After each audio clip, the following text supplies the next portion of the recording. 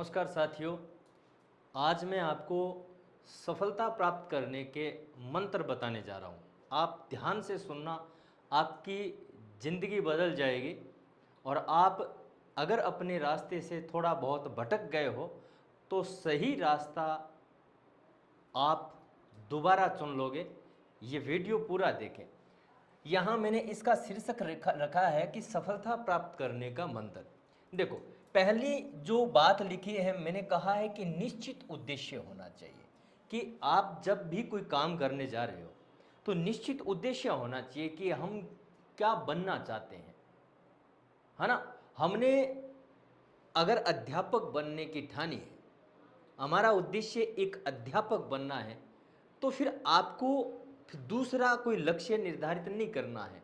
उद्देश्य कोई और बनाना नहीं है, एक उद्देश्य बनाकर चले। हमारा अगर उद्देश्य एक होगा तो हम कभी भी असफल नहीं होंगे। दूसरी जो बात लिखी है, मैंने कहा है विचलित न हो। कि लोग आएंगे, जब भी आप कोई सही रास्ते पे चल रहे हो तो लोग आपको भटकाने के लिए आएंगे, विचलित करने के लिए आएंगे। आप अगर अध्यापक बनने की ठानी है ना, तो लोग आपको ये कहेंगे कि यार अध्यापक में तो बहुत सारे लोग लग गए, या मतलब बहुत कठिन तैयारी होती है, फलाना ढीकड़ा, सौ बातें बताएंगे।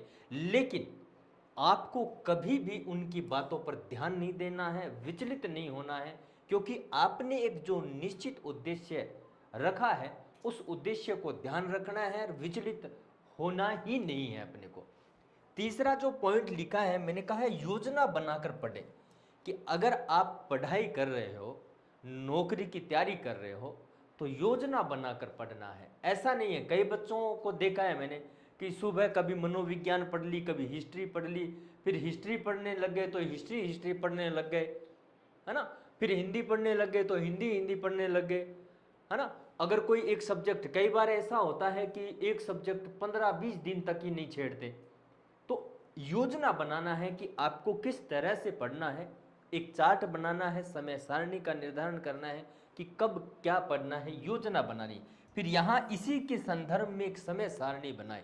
यही योजना के अंतर्गत ही आ जाता है कि आपको समय सारणी बनानी है कि सुबह मुझे कितने बजे उठना है, और सुबह उठकर मुझे सबसे पहले कौन सा सब्जेक्ट पढ़ना है, किसकी तैयारी कितनी मिनट करनी है, कितने घंटे पढ़ना है। ये समय, यानी योजना और समय सारणी दोनों ही अपने आप में पर्याय है ना। दोनों ही यहाँ सारी चीज़ें जो है ना, इनसे जुड़ी हुई है। अभी देखेंगे आगे। मैंने कहा है कि एक बात लिखी है, अनर्गल बातों पर ध्यान न दें। यानी जो आपके जीवन को,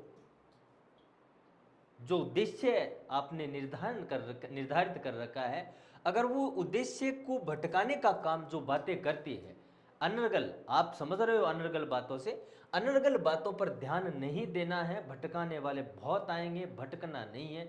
यानी उन बातों पर ध्यान नहीं देना है जो आपकी जिंदगी में खराबी लाए, आपकी जिंदगी को नष्ट करें। सबसे इंपॉर्टेंट कि उन दोस्तों से दूरी बनाए जो आपको मनोबल गिराए। आप बहुत ही सकारात्मक रवैये से पढ़ रहे हो, लेकिन हमारे जो मित्र मंडली होती है, हमारे दोस्त होते हैं, हम जो समझते हैं जिनको दोस्त, कुछ ऐसे दोस्त होते हैं जो बनना, दिखने में दोस्त होते हैं लेकिन जो असल में दोस्त होते नहीं हैं। तो उन दोस्तों से दूरी बनानी है। जो आप अगर सही कार्य कर रहे हो, आपको पता है यार आप सही कार्य कर रहे हो, अगर आपने आरएएस बनने की ठानी है, आपने पटवारी बनने की ठानी है, आपने पीटीआई बनने की ठानी है, थानेदार बनने की ठानी है, काम तो अच्छा ही कर रहे हो ना।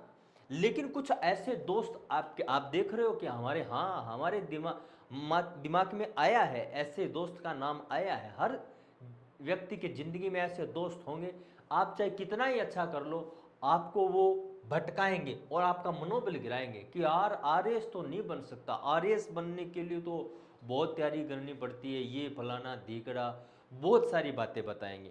लेकिन आपको क्या करना है, उससे कुछ भी नहीं कहना है, बल्कि आपको क्या करना है, उन दोस्तों से दूरी बनानी है किसी भी बहाने से। समझ रहे हो ना। और स्वयं पर विश्वास है। और जो सफलता का जो मेन मंत्र जो होता है, वो होता है स्वयं पर विश्वास होना। कि अगर आपको जो भी कार्य कर रहे हो और आपको खुद पर विश्वास नहीं है कि यार क्या होगा कि नहीं होगा, है ना, ऐसा मन में आता है, हर किसी के दिमाग में तो चलता है कि यार ये काम होगा कि नहीं होगा, मैं ये कर सकता हूँ कि नहीं कर सकता हूँ। तो ध्यान रखना, सबसे पहला जो मंत्र है वो रहना चाहिए स्वयं पर विश्वास, कि जो भी काम आप कर रहे हो पूरे सकारात्मक रवैये से करना है और स्वयं पर विश्वास करना है कि मैं ये काम कर सकता हूँ, यानी मेरे अलावा यानी कोई नहीं कर सकता, ये तो अलग बात है ना, कि मैं ये काम कर सकता हूँ चाहे दूसरे लोग करें या नहीं करें, और लोग क्या कहेंगे, है ना। सबसे बीमारी जो है ना, आप जो भी काम करते हो ना, सबसे बड़ी बीमारी जो यही रहती है कि यार लोग क्या कहेंगे, है ना। आपके दिमाग में भी रहता है, हर व्यक्ति के दिमाग में रहता है कि मैं जो कार्य शुरू करने जा रहा हूँ, मैं चाहे अच्छा कार्य करने जा रहा हूँ, लोग क्या कहें, क्योंकि अगर आप सही दिशा में जा रहे हो ना, तो कुछ तो आपको अलग करना पड़ेगा, दुनिया से हटकर कुछ ना कुछ आपको नया करना पड़ेगा।